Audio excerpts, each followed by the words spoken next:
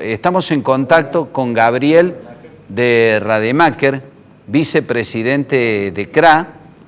Vamos a saludar a de Rademacher. ¿Qué tal, de Rademacher? Buenas noches, Petete le saluda. Hola, Petete, ¿qué tal? ¿Cómo estás? Bien, muy bien. Muchas gracias por este contacto. Por favor, no, queríamos tener una opinión de ustedes después de la tensión generada con el gobierno nacional, porque primero fue Cecilia Todesca, la vicejefa de gabinete, y después el propio presidente diciendo que iba a aumentar las retenciones.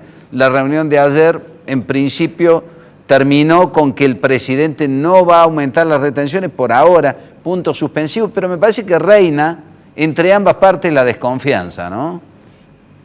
Y sí, la verdad que el sector productivo agropecuario realmente no le cree al gobierno. Hay una desconfianza muy grande. Y ¿sabes qué, Petete? En realidad los responsables de todos estos dichos han sido ustedes, la prensa, porque han sido tomados y sacados fuera de contexto. Esa ha sido la explicación que ha dado el presidente ayer y la misma Cecilia Todesca para justificar un poco esta marcha atrás que ha dado el gobierno en estas amenazas, primero de aumentar retenciones a trigo y maíz, y después de lo más grave todavía, que es el cierre de las exportaciones, porque significa o la fragmentación de las exportaciones a través de distintos mecanismos para limitarlas.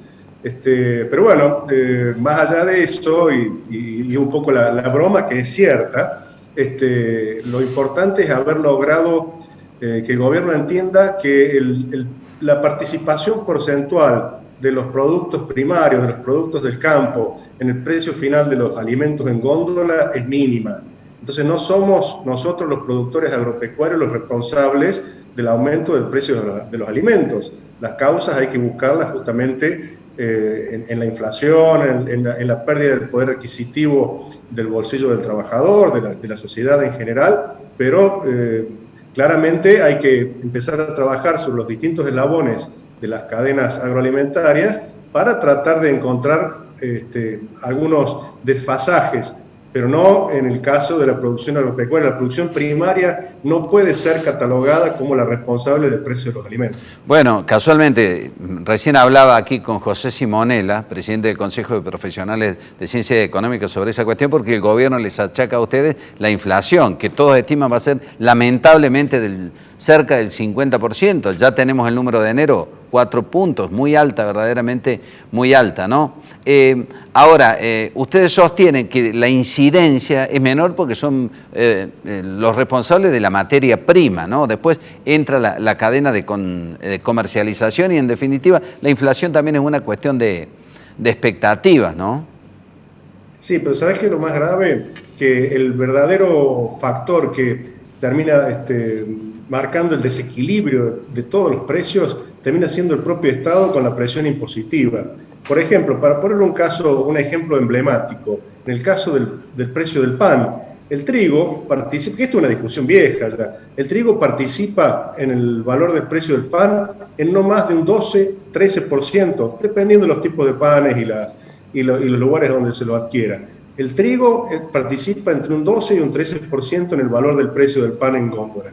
Pero los impuestos llegan a significar hasta el 40% del valor de ese kilo de pan y generalmente ese es el valor que se repite en los distintos alimentos. Entonces, si el gobierno verdaderamente estuviera preocupado en alivianar el peso de la canasta básica, bueno, pues debería fijarse en disminuir la incidencia de los impuestos. Y esa fue una de las propuestas que se le hizo al gobierno ayer, por lo menos para eliminar la carga impositiva de aquellos alimentos que pueden adquirirse con la tarjeta alimentar.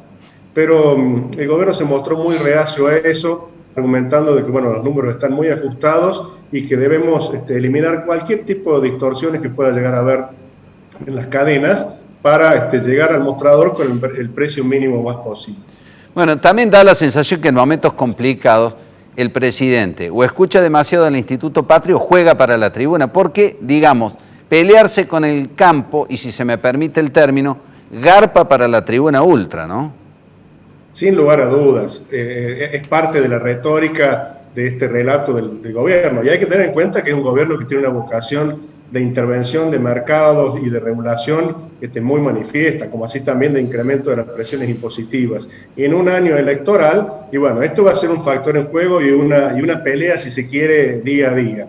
Y sobre todo haciendo énfasis en esto que vos decías a un principio, el campo no le cree al gobierno, el campo se siente que el gobierno está a un paso de traicionarlo permanentemente. Bueno, Culfas dijo, el ministro de la Producción, que buena parte de la dirigencia del campo es dirigencia de la oposición.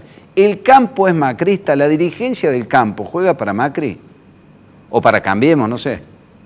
No. La dirigencia del campo juega para aquellas plataformas políticas, si se quiere, que tengan en consideración un documento que se le ha entregado a todos los candidatos a la presidencia en su momento y que se le ha vuelto a entregar al ministro Basterra ayer y al mismo presidente, que son 14 puntos a donde se resume claramente cuáles son los requerimientos que tienen que ver con estabilidad del tipo de cambio, tiene que ver con control de la inflación, tiene que ver con respeto de la propiedad privada, con el respeto de la división de poderes, independencia de los poderes republicanos, una serie de cuestiones realmente que son muy básicas, pero que no siempre se respetan.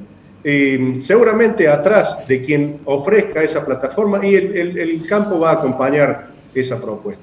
Gabriel, no hay un sentido partidario.